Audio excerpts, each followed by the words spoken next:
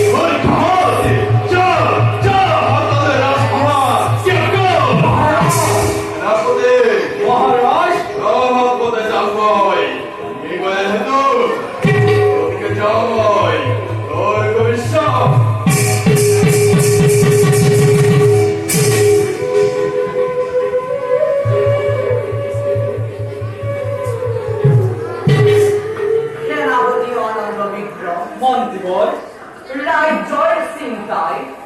ৰজাৰ মন একেবাৰে অস্থিৰ কৰি পেলাইছে গতিকে আপোনালোকে এই উৎপূৰ্ণ বাক্য পাহৰি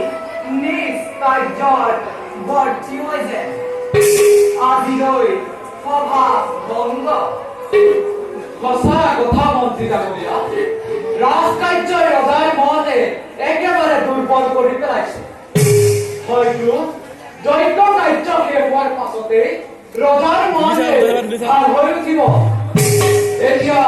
বলক মন্ত্ৰীবৰ ব'লা সেনাপতি